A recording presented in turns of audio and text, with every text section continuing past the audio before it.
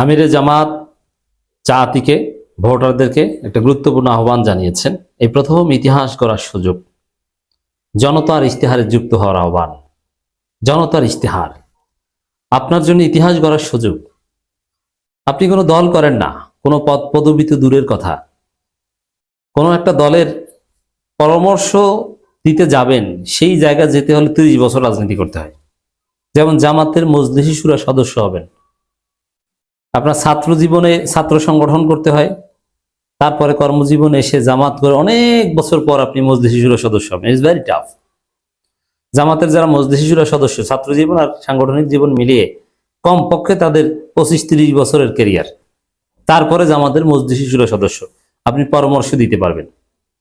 আর এখন আপনার সামনে সুযোগ এসেছে নতুন বাংলাদেশে, 5 আগস্ট পরবর্তী নতুন বাংলাদেশে ফেব্রুয়ারিতে 26 সালে যে নির্বাচন হতে যাচ্ছে, সে নির্বাচন উপলক্ষে যা আপনি যেই হন না কেন, আপনি জামাতের ইশতেহার প্রণয়নে মতামত দিতে পারবেন এবং আপনার মতামত যৌক্তিক, ইউনিক, ক্রিয়েটিভ হলে সেটা গৃহীত হবে এবং গ্রহণ করতে জামাত বাধ্য হবে, কারণ আপনার মতামতটা হবে ট্রান্সপারেন্ট।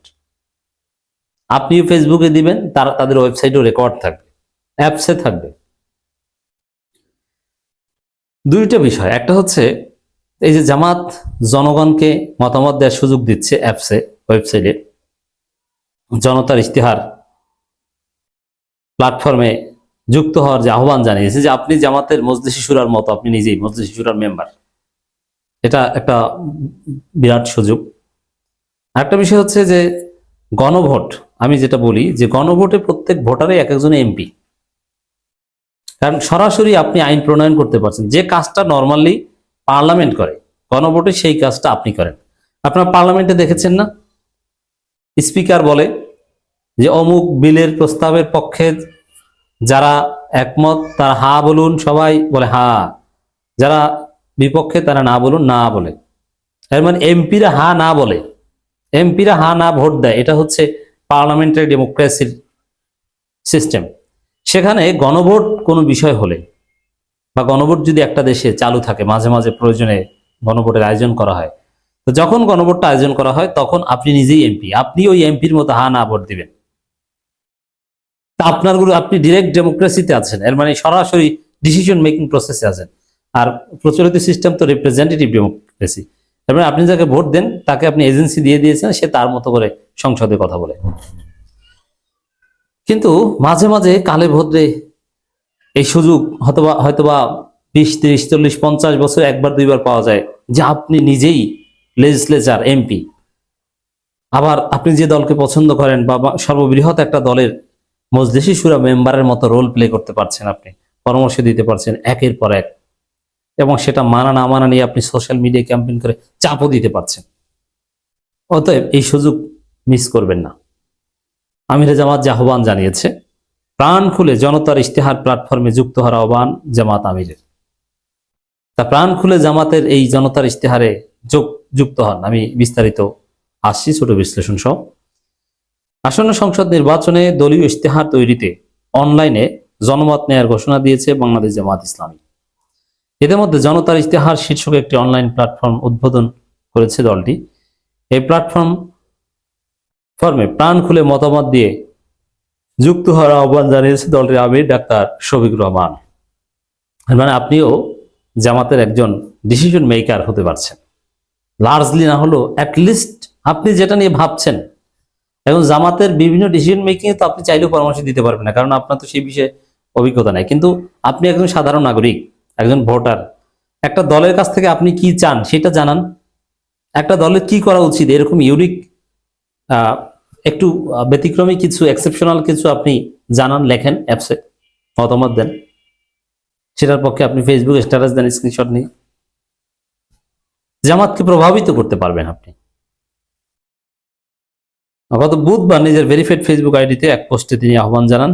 পোস্টে জামাতের আমির লেখেন, আমি বিশ্বাস করি আমরা সবাই বাংলাদেশকে ভালোবাসি।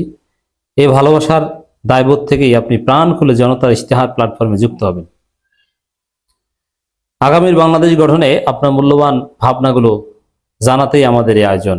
জনতার ইশতেহার প্ল্যাটফর্মে যুক্ত হতে ওয়েবসাইটের ঠিকানাও আমিরে জামাত দিয়ে দিয়েছেন, সমস্ত গণমাধ্যমে এসেছে। আমরাও লিঙ্ক দিয়ে দিব, আপনারা ওয়েবসাইটে যুক্ত হবেন বা অ্যাপস ইনস্টল করবেন www.janatarishtihar.org। এর আগে আরেক পোস্টে দলটি আমি ডাক্তার শফিকুর রহমান বলেন, আপনার একটি সুন্দর পরামর্শ বদলে দিতে পারে বাংলাদেশের আগামী। আপনার মতামতের ভিত্তিতেই তৈরি হবে আমাদের নির্বাচন ইশতেহার। জনতার ইশতেহার শীর্ষক একটি অনলাইন প্ল্যাটফর্মে এসব মতামত সংগ্রহ করা হবে। আগামীর বাংলাদেশ গঠনে আপনার মূল্যবান ভাবনাগুলো জানাতে আমাদের এই আয়োজন। দেখেন, এখানে এটা মনে করার কোনো কারণ নেই যে জামাত শুধু মতামত নেয় কিন্তু মতামত বাস্তবায়ন করবে না। না, মতামত বাস্তবায়ন না করলে বিপদে পড়বে, কারণ এই মতামত বাস্তবায়ন করতে বাধ্য। ভোটের পরে এই ধরনের মতামত চাইলে ওইটা নিয়েই সন্দেহ করতে পারেন যে শুধু শুধু লোক দেখানো মতামত চায়, কারণ ভোট হয়ে গেছে, এখন তারা ক্ষমতায় চলে গেছে, এখন আমাদের কথা আদৌ শুনে কিনা সন্দেহ আছে, সন্দেহ যৌক্তিক। কারণ নির্বাচন হয়ে গেলে তখন আর প্রার্থীদের, নির্বাচিতদের খুঁজে পাওয়া যায় না।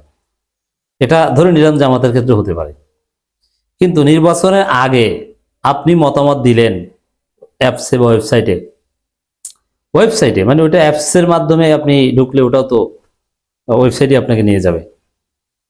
তা আপনি মতামত দিলেন, আর সেই মতামতকে যদি কোনোভাবে মূল্যায়ন না করে জামাত, তাহলে তো আপনি তাদেরকে ভোট দিবেন না।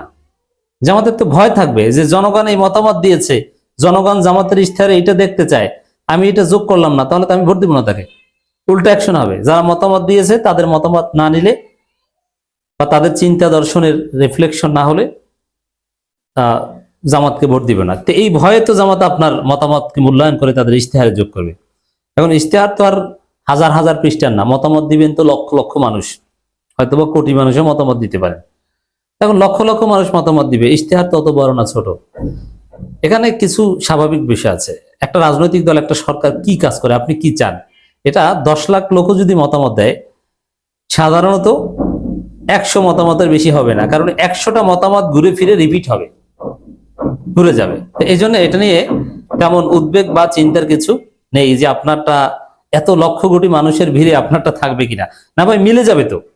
আপনি যা বলছেন ওরকম আরো 20,000 লোক একই কথা বলবে, কিন্তু আপনি বলেছেন, আপনি বলতে পারবেন জামাত ক্ষমতায় আসার পরও যে আমি এই পরামর্শ দিয়েছিলাম, আমারটা গৃহীত হয়েছে, আপনারটার সাথে আরো 100 জনের সাথে মিলে যাক, 10,000 জনের সাথে মিলে যাক, ব্যাপার না। অতএব এই প্রথম ইতিহাস গড়ার সুযোগ কাজে লাগান। সবাই এই ওয়েবসাইটে ঢুকুন, অ্যাপস ইনস্টল করুন। নির্বাচনী প্রচারণা জামাতের আমির বলেন, সব নাগরিকদের মধ্যে ভারসাম্যপূর্ণ জীবন ব্যবস্থা দেখতে চায় জামাত। বিদ্যমান বৈষম্যপূর্ণ অর্থনৈতিক অবস্থার অবসান ঘটাবে জামাত ইসলামী।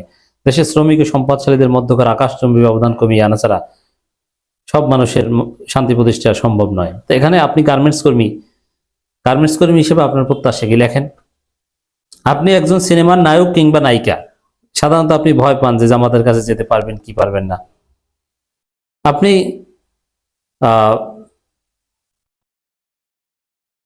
এই অ্যাপসে লেখেন, এই ওয়েবসাইটে লেখেন, অ্যাপসাকারও পাবেন। এটা একটা সুযোগ। এবং যারা জামাতকে ভয় পান, বিভিন্ন পেশার শিল্পী, সিনেমা, তারা এইটা কাজে লাগান।